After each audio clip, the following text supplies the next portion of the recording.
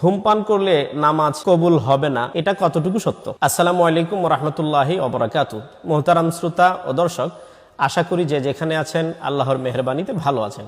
আমিও আলহামদুলিল্লাহ আপনাদের দোয়ায় আল্লাহর মেহেরবানিতে ভালো আছি। আজকে আপনাদের জিজ্ঞাসার জবাব নিয়ে হাজির হয়েছি।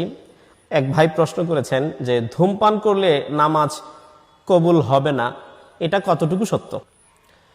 তো মুহতারাম ভাই, ধূমপান করলে নামাজ হবে কি হবে না এই ফতোয়া এবং এই মাসালাটি আমি একটু পরে দিচ্ছি। এর আগে যেহেতু ধূমপান শব্দটি এসেছে, এইটা কতটুকু উচিত অনুচিত এই নিয়ে কিছু কথা বলি। ধূমপান একটা কালে আমাদের উলামায়ে কেরাম ফতোয়া দিতেন মাকরুহ, এই কালে আমাদের উলামায়ে কেরাম ফতোয়া দিচ্ছেন হারাম। অবশ্যই এই ফতোয়ার অনেকটা সম্পর্ক আছে চিকিৎসা বিজ্ঞানীদের নির্দেশনার উপর।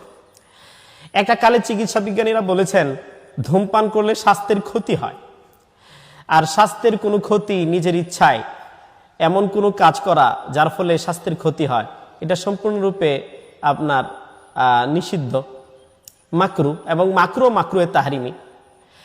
আর এই কালে, সম্প্রতিকালে চলমান এই সময়ে চিকিৎসা বিজ্ঞানীরা ফতোয়া দিচ্ছেন যে ধূমপান করলে এতে করে মৃত্যু হয়ে যায়, ধূমপান মৃত্যু ঘটায়। আপনারা ধূমপানের প্যাকেটগুলোতে লক্ষ্য করে দেখবেন, সেখানে আপনার মরণের একটা ছবি, মুমূর্ষ রোগীর একটা ছবি এখানে দেয়া আছে। তাহলে যেহেতু চিকিৎসা বিজ্ঞানীরা এখন বলছে ধূমপান মৃত্যু ঘটায়, তাহলে বিষয়টি এমন হচ্ছে আপনি জেনে শুনে ইচ্ছে করে এমন কাজ করছেন যে কাজে আপনার মৃত্যু হচ্ছে। আর নিজেকে নিজে মারা, এটা তো আপনার, এটাকে কতলে নফস বলা হয় ফিকহের ভাষায়। কতলুন নফস, আত্মহত্যা যাহাকে বলা হয়, ইংরেজিতে বলা হয় সুইসাইড। আত্মহত্যা তো হারাম। এক হাদিসে আছে, নবীজি বলছেন মান কতালা নাফসাহু বিশাইইন উযিবা বিহি ইলা ইয়াউমিল কিয়ামা, যে নিজেকে মারবে কোনো বস্তুর মাধ্যমে, কিয়ামত পর্যন্ত তাকে এভাবে আযাব দেওয়া হবে।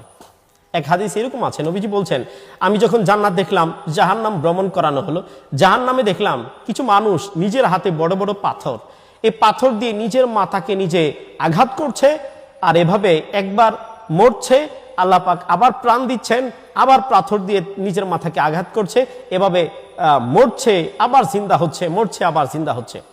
নবীজি বললেন ভাই জিব্রাইল, এরা কারা? নবীজি জিব্রাইল বললেন ইয়া রাসূলুল্লাহ, এরা হচ্ছে যারা দুনিয়াতে নিজেরা হতাশাগ্রস্ত হয়ে নিজের প্রাণকে নিজে নষ্ট করেছিল, ওই আত্মহত্যাকারীরা, সুইসাইডকারীরা।